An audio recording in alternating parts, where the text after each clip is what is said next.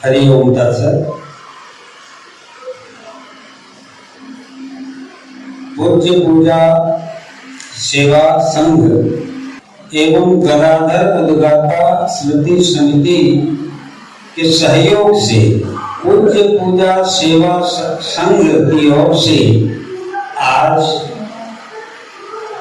यहाँ अमृत सम्मान प्रदान करने हेतु यह आयोजन हुआ है। भारत भी आजादी का अमृत महोत्सव मना रहा है और इसी संदर्भ में पूज्य पूजा सेवा संघ की ओर से बलांगीर के विशिष्ट व्यक्तियों को जो 75 वर्ष पार कर चुके हैं, ऐसे सभी गणमान्य व्यक्तियों को, सभी तो नहीं, कुछ 30 गणमान्य मूर्धन्य व्यक्तियों को अमृत सम्मान प्रदान करने हेतु यह जो संकल्प लिया गया, प्रयास किया गया एवं आज सम्मान प्रदान हेतु यह जो आयोजन किया गया है, ये तदर्थ पूज्य पूजा सेवा संघ को मैं बहुत बहुत शुभकामनाएं एवं बधाई देता हूं। अभी बात चल रही थी, जब मैं पहले पहले बलांगीर में आया तो यहाँ मुझे पीला बाबा जी बोलते थे, है ना। और सचमुच में उस समय में आप लोगों के लिए भी पीला बाबा जी छोटा था। आज भी आप लोग उसको याद रखते हैं, मुझे बड़ी खुशी हुई। और जितने भी चेहरे यहाँ हैं सब मेरे परिचित हैं और एक तरफ से तो मैं कहूंगा वो सब भी मेरे पूज्य हैं। डॉक्टर साहब, गुरु बाबू से लेकर के सब है, विक्रम बाबू हैं, पंडित जी हैं, घासीराम बाबू हैं, सब संपूर्णनाथ हरिवंश बहुत मिल रहा है। मैं हिंदी में इसलिए बोल रहा हूँ कि इसको बहुत लोग सुनेंगे, आपके इस कार्यक्रम को देखेंगे, इसलिए हिंदी में बोल रहा हूँ, क्योंकि उड़िया नहीं समझेंगे। नाम कितना सुंदर है। मैं ये मेरा संबंध इस संगठन से भी है। यहाँ एक बार मैं और बहुत दिन पहले आया था ऐसे ही संवर्धना देने के लिए, और बलांगीर की है कोई भी गली ऐसी नहीं है, कोई भी स्थान ऐसा नहीं है जहां मैं घूमा नहीं हूं अथवा मेरे कुछ न कुछ वहां से संबंध न हो। और आपको बता दूं कि ये पतित पावन एकेडमी का यही हॉल, लेकिन ये हॉल तब ऐसा नहीं था। यहाँ भी मेरा विश्वात्म चेतना परिषद की ओर से विश्वात्म सत्संग हुआ है, गीता प्रवचन मेरे यही हुए हैं। और यहाँ अनेक प्रज्ञा, उस समय हम प्रज्ञा चक्र चलाते थे, तो उस समय अनेक प्रवचन यहाँ भी हुए हैं। लेकिन आज इस हॉल को भव्य रूप में देखकर मुझे खुशी हो रही है। इसीलिए पीपी एकेडमी के कार्यकर्ताओं को भी मैं बहुत बहुत शुभकामनाएं देता हूं। सज्जनों, कितना सुंदर नाम है, पूज्य पूजा। ध्यान रहे, पूज्य पूजा की ये परंपरा हमारे सनातन धर्म की एक स्वतंत्र परंपरा है। इस बात पर आप लोग ध्यान देंगे। हमारे यहाँ की परंपरा ही पूज्य पूजा की परंपरा है। और हमारे यहाँ शास्त्रों में, संतों ने, विद्वानों ने, सबने एक मत से स्वीकार किया है। यहाँ तक कि आप स्कंद पुराण पढ़ेंगे, शिव महापुराण पढ़ेंगे, अनेक शास्त्रों को पढ़ेंगे, सबका यही कहना है कि पूज्यों की ही पूजा होनी चाहिए। मेरी बात पर ध्यान देंगे। पूज्यों की ही पूजा होनी चाहिए। हमारे शास्त्र कहते हैं अपूज्या यत्र पूज्यन्ते पूज्य पूजा व्यतिक्रम त्रीणि तत्र भविष्यन्ति प्रवर्तन्ते। ये पाठांतर बहुत है। त्रीणि तत्र प्रवर्तन्ते दुर्भिक्षम मरणम और भयम। हमारे ऋषियों के मुनियों के इन श्लोकों को, इन वाक्यों को ध्यान देना चाहिए और शिक्षा क्षेत्र में इसका समावेश होना चाहिए। कितनी बढ़िया बात है। आज सारी दुनिया जो भुगत रही है, अभी दुनिया की जो स्थिति है उससे संबंधित है ये श्लोक। क्या वहां पर क्या होते हैं? दुर्भिक्षम मरणम और भयम। कहां पर? अपूज्या यत्र पूज्यन्ते, जहां पर अयोग्य व्यक्तियों की, अपूज्य व्यक्तियों की, अनधिकारियों की पूजा होती है, और जहां पूज्य व्यक्तियों का निरादर होता है, अयोग्य व्यक्तियों को सम्मान मिलता है, वहां क्या होता है? अपूज्या यत्र पूज्यन्ते, अपूज्यों की जहां पूजा होती है, और पूज्य पूजा व्यतिक्रम, और पूज्यों की पूजा में व्यतिक्रम होता है, पूज्यों का अपमान होता है, अनादर होता है। त्रीणि तत्र प्रवर्तन्ते, वहां तीन चीजें होती हैं। पहला क्या होता है? दुर्भिक्षम। दूसरा क्या होता है? मरणम। और तीसरा क्या होता है? भयम। अयोग्य अपूज्य व्यक्तियों को जहां भी सम्मान मिले वहां ये होता है। देखिए, दुर्भिक्ष कुछ प्राकृतिक होता है और कुछ मनुष्यकृत भी होता है। लेकिन प्राकृतिक दुर्भिक्ष का भी संबंध मनुष्यकृत कर्मों से होता है।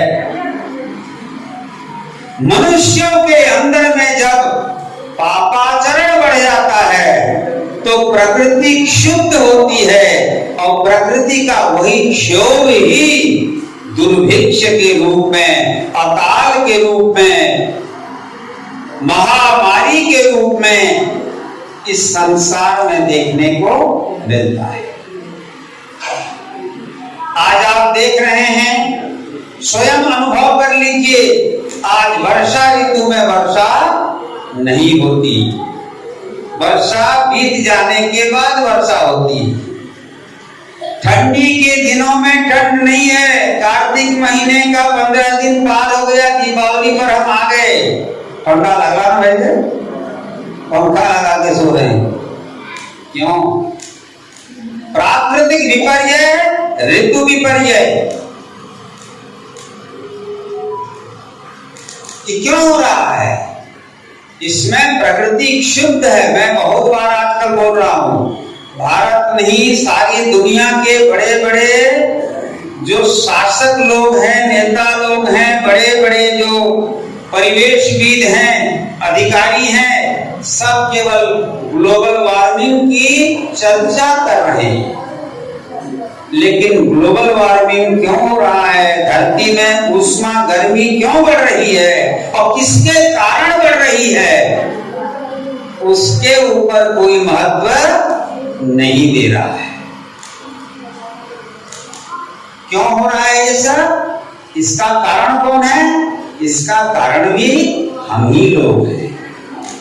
हमारे ही कर्मों के कारण प्रकृति क्षुब्ध होकर के अपने स्वभाव में परिवर्तन कर रही है। तो दुर्भिक्ष नहीं होगा तो क्या सुभिक्ष होगा?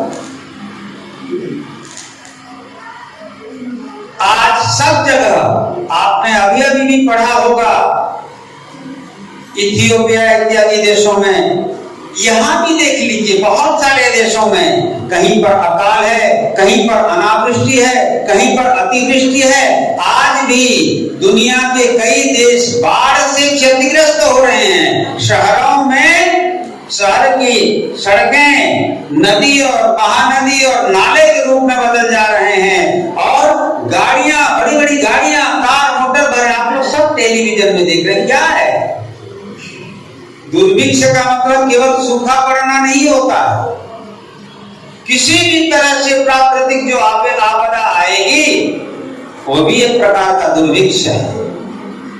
और मरणम, आज व्यक्ति कब कैसे कहां मर जाएगा कोई ठिकाना नहीं है, जबकि हमारे वेद शास्त्र कहते हैं जीवेम सरदा शतम पश्वेम सरदा शतम श्रृणुयाम सरदा शतम पब्रवाम सरदा शतम, है हम 100 साल तक जिए। उपनिषद कहते हैं कुर्वन् देवे कर्माणि जिजीविषेत् शतम समा, कर्म करते हुए हे परमात्मा हमें ऐसा आशीर्वाद करो कि हम 100 साल तक यहाँ जिए। जी पा रहा है क्या कोई व्यक्ति?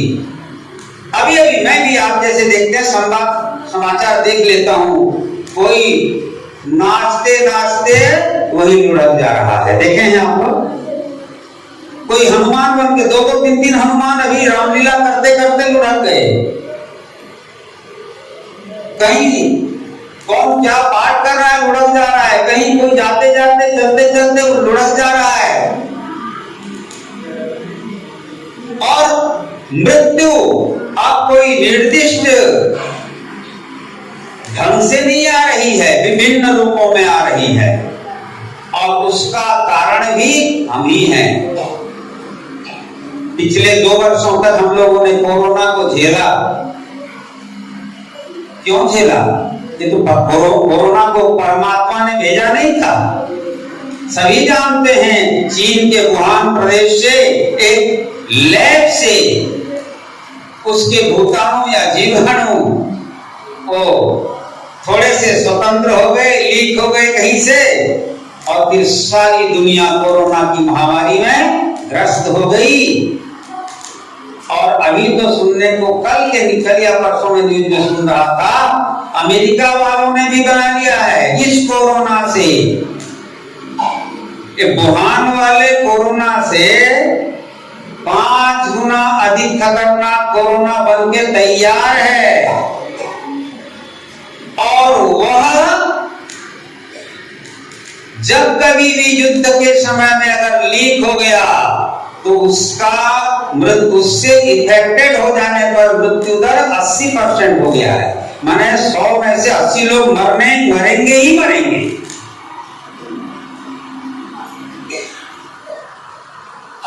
मरणम क्यों हो रहा है? अपूज्या यत्र पूज्यन्ति पूज्य पूजा यदि प्रभु। अयोग्य व्यक्तियों को अधिकार मिल जाए, अयोग्य व्यक्तियों को सम्मान मिले, अयोग्य व्यक्तियों को हर जगह वाहवाही मिले, और उनके पीछे ही आप जिंदाबाद का नारा लगाते रहेंगे तो क्या होगा? अयोग्य व्यक्ति इंजीनियर बन जाए, काम आएगा? अयोग्य व्यक्ति डॉक्टर बन जाए, काम आएगा? लेकिन सम्मान उनको मिल रहा है। कल का ही न्यूज है, आज संयोग से सब न्यूज की बात आ गई। कल का ही न्यूज है, किसी को कोई एक आदमी बीमार था, उसे डेंगू या कुछ हो गया था, उसका प्लेटलेट कम हो रहा था, प्लेटलेट चढ़ाने के स्थान पर उसको फल का रस चढ़ा दिया। कल का ही न्यूज। अब वो योग्य डॉक्टर है क्या? आखिर किसी डॉक्टर ने ही तो चढ़ाया होगा। हमारे डॉक्टर साहब बैठे हैं यहाँ, वैदा बाबू जी हैं, और डॉक्टर साहब संबलपुर से भी आए हैं, आप लोग मिले नहीं हैं, जतिन पुजारी जी आ गए हैं। तो मेरा कहने का मतलब यह है, अयोग्य व्यक्ति, अपूज्य व्यक्ति को भले ही आप योग्य बनाने के लिए स्थान दें, अवसर दें, मगर अयोग्य व्यक्ति को योग्यता का सर्टिफिकेट, प्रमाण पत्र मत दें। अयोग्य व्यक्ति की पूजा करेंगे तो समाज में कभी भी योग्यता के स्तर में विकास नहीं होगा, सामाजिक अवमूल्यन होगा उससे। और ये आज समाज में देखने को मिल रहा है।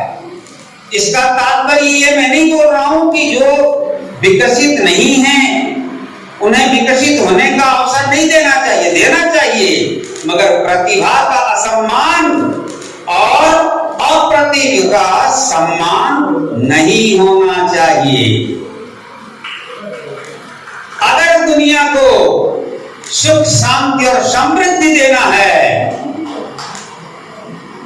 तो दुनिया के शासकों को इस पर विचार करना चाहिए। लेकिन दुर्भाग्य देखिए कि कोई शासक इस पर विचार नहीं कर रहा है, कोई शासक विचार नहीं कर रहा है। और मरणम के बाद तीसरा आता है भयम। आप सोचिए,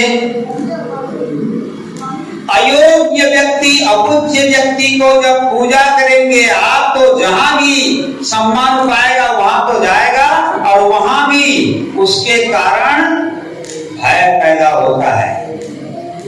कभी भी कोई सम्मानास्पद व्यक्ति, पूज्य व्यक्ति, संभ्रांत व्यक्ति, गुणी व्यक्ति, ज्ञानी व्यक्ति किसी को भयभीत नहीं करता। लेकिन अयोग्य व्यक्ति, अज्ञानी व्यक्ति, अहंकारी व्यक्ति जब सम्मान के आसन में बैठ जाता है तो सीधा उसका अहंकार भी कई गुना बढ़ जाता है। फिर तो वो यही दिखाने का प्रयास करता है कि श्रेष्ठ केवल मैं ही हूं, मेरे सामने जितने हैं वो सब निकृष्ट हैं, शासक मैं हूं, ये शासित हैं, मैं प्रमुख हूं, ये सामान्य हैं, और मैं जो कहूंगा उन्हें सबको मानना चाहिए। ऐसी भावना आएगी। और अगर आप उसकी बात नहीं मानते हैं तो किसी भी तरह से वो आपको उत्पीड़ित कर सकता है। इसीलिए शास्त्र अपूज्य की पूजा का निषेध करते हैं, अपूज्य की पूजा का निषेध करते हैं। अपूज्या यत्र पूज्यन्ते, पूज्य पूजा व्यतिक्रमा त्रीणि तत्स प्रवर्तन्ते, दुर्भिक्षम, मरणम और भयम। यही कारण है जब आप पूज्य की पूजा करते हैं तो पूज्यों का जो आशीर्वाद, हृदय से उनका जो आनंद, आत्मसंतोष आपके प्रति प्रकट होता है, वही उनका अमोघ आशीर्वाद बनता है। अतः कहा जाता है पूज्यों की पूजा कीजिए विनम्रता पूर्वक। अभिवादनशीलस्य नित्यं वृद्धोपसेविनः चत्वारि तस्य वर्धन्ते आयुर्विद्या यशो बलम। अगर कोई व्यक्ति अभिवादनशील होता है, पूज्य व्यक्तियों की पूजा करता है, वृद्धों की सेवा करता है, तो उस वहां चार चीजें बढ़ती हैं, आयु, विद्या, यश और बल। बंधु माताओं, पूज्य का मतलब होता है सम्माननीय, मान्य, आदरणीय। पूज्य पाद तो हमारे यहाँ पूज्य कौन? सर्वप्रथम पूज्य भगवान है। भगवान की पूजा नित्य होनी चाहिए। उसके बाद माता पिता हमारे पूज्य हैं, प्रतिदिन उनका अभिवादन और पूजन और सेवा होनी चाहिए। उसके बाद आचार्य देव हो, गुरु, दीक्षा गुरु हो चाहे शिक्षा गुरु हो, उनका सम्मान होना चाहिए, उनकी पूजा होनी चाहिए। उसके बाद समाज में गुरुजन, आज पूज्य पूजा सेवा संघ जो कार्य कर रहा है, धन्यवाद है, मैं बहुत बहुत शुभकामनाएं, बधाई देता हूं, होना चाहिए। इसीलिए मुझे तो और कहीं को जाना था, लेकिन 2-3 दिन पहले सत्यवेदानंद ने मेरे को रात को फोन किया, छुरिया बाबू फोन किए हैं, छुरिया बाबू फोन करिछन और हमर एंता एंता प्रोग्राम पे अछि 75 वर्ष रु जे माने देसी हेलन ताकू हमें सम्मान देवा के चाहू छु और स्वामी जी आसले भल हेता। मैं बोला छुरिया बाबू तो मेरे को आदेश दे सकते हैं। बाबा जी, किला बाबा जी, श्रीनिवास जी है, तो मैं बोला मैं जरूर आऊंगा और मुझे भी गौरव महसूस होगा, क्योंकि मेरा सर्वाधिक समय काल यहीं अतिबादी से बलांगीर की माटी में ही बीत रहा है और मेरी तपोभूमि भी तो यही है, आनंद निकेतन है ना। और यहाँ तो हर जगह मैं हूँ, आप सबसे परिचित हो। आप सब जिनको मैं जानता हूँ पहले से, अब वो 75 साल पूरा होकर अमृत सम्मान पाने वाले हैं। जीवन का उद्देश्य ही अमृत होना है, जीवन का उद्देश्य ही अमृत होना है। और जिनको अमृत सम्मान, भारत के अमृत महोत्सव काल में अमृत सम्मान मिल रहा है, वे निश्चित रूप से बलांगीर के इतिहास में अमर होंगे। अभी तो जिंदा हैं, मैं अभी से आपको अमर नहीं कर रहा हूं, अभी तो आप ऐसे ही देख रहिए, अमृत सम्मान दे रहे हैं, लेकिन आप अपने कर्तव्यों से, अपने व्यवहार से, अपनी सेवाओं से इस मिट्टी के लिए चिरस्मरणीय बने रहेंगे। और इस उपक्रम का शुभारंभ किया है पूज्य पूजा सेवा संगठन ने। बहुत बहुत बधाई। छुरिया बाबू ने मुझे याद किया और पकड़ भी लिया और मैं तो कस्तूरी को देखकर यहाँ बहुत खुश हूँ। मुझे आश्चर्य हुआ, मैं पूछा यही सभापति हो, अच्छी बात है। और सब तो मेरे परिचित हैं, मेरे आत्मीय हैं।